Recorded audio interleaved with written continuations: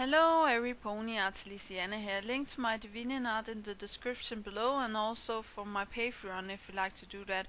Warning: this video will contain pictures from Google and Patreon and the DeviantArt that is not mine. Please go and give credit to the ones that made the pictures and the copyrights. And also, I'm going to be warning you, this is a headcanon. It's pure fantasy, so if you don't like that kind of stuff, click away or else stay. Yeah, here we go. 3, 2, 1.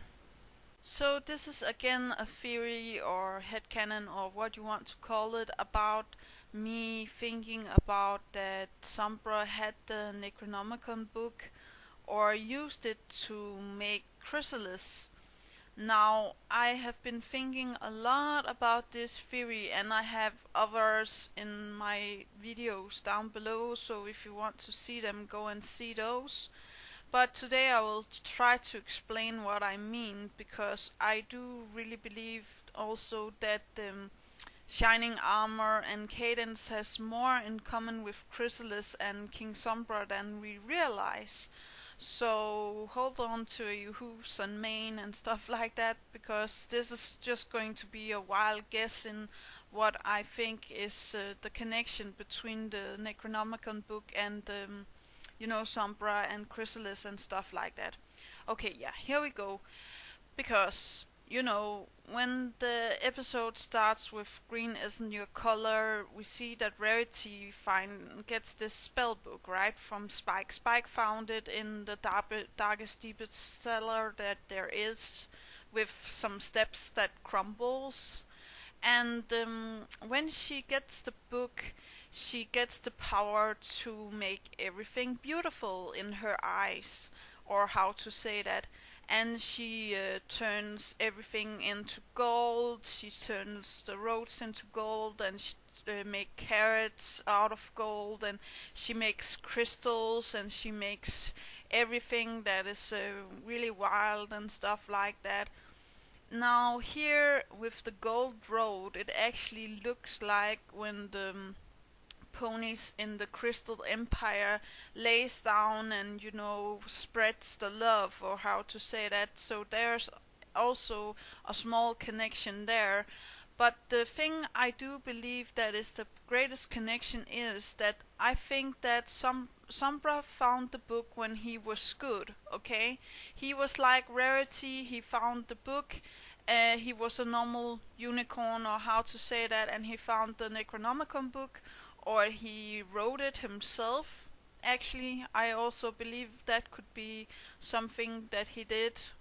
I don't know why he did it, but it could be something with his practicing to be a better magician or a spellbinder, or making crystals, or whatever you want me to believe. Maybe he was the old king of the Crystal Empire and just wanted to be better to suit his subjects and stuff like that, making stuff for his subjects and his loyal stuff and stuff like that. And also maybe he wanted to make something for his queen. So yeah, I do believe that there is a connection between the book and Sombra. And he finds the book, Sombra finds the book, and it's like Rarity. Sombra just have a other way to see beauty, or how to say that. Imagine that Sombra now found the Necronomicon book.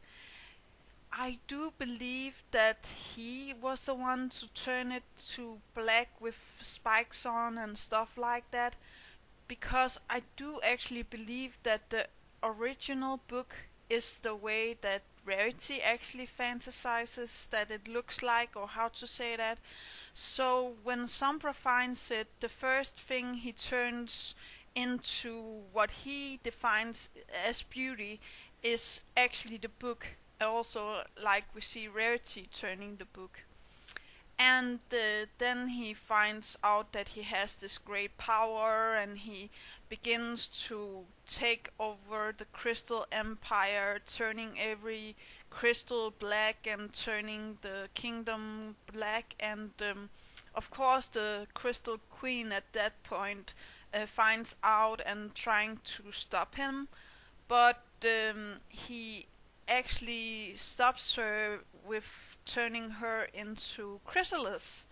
I do believe that he has a depiction of, the Crystal Queen as not perfect, because, even though that we may find her beautiful, it's not the same thing as saying that Sombra finds her beautiful, because we all see beauty in different ways, and I do believe that Sombra likes black and dark and, stuff like that. And I do believe that he actually turned Chrysalis into, the Crystal Queen, or how to say that, and he actually, finds out that that doesn't make sure that she actually turns to his side, or how to say that.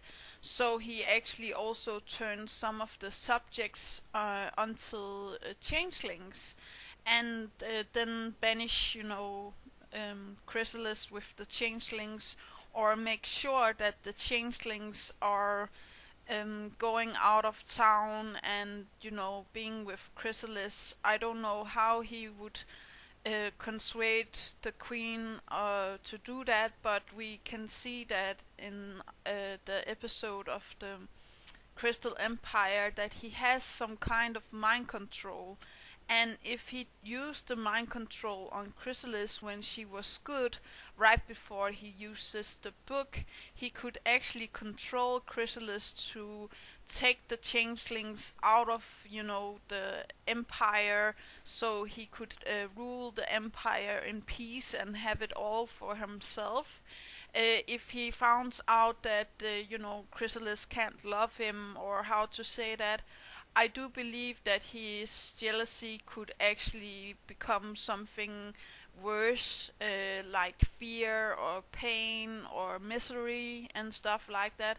And of course, then he will be a tyrant and become the king of the Crystal Empire, turning everything black, cold, and dark and stuff like that.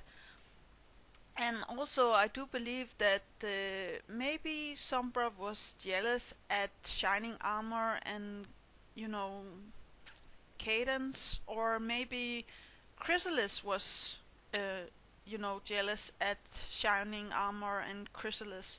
And I also believe that is why, Chrysalis comes back and trying to take Shining Armor, because she knows that no pony would ever love her, because she already tried that with Sombra and nothing happened. And I don't know how to explain that, but she would actually be heartbroken, and of course more willing to turn into Chrysalis. Actually, maybe it's also something that she is trying to do to make him satisfied, because sometimes enough is not enough. And when King Sombra finds the book and uses the book to turn her into Chrysalis, it could also be something that she wants to do to try to make him happy and make a big community, or a big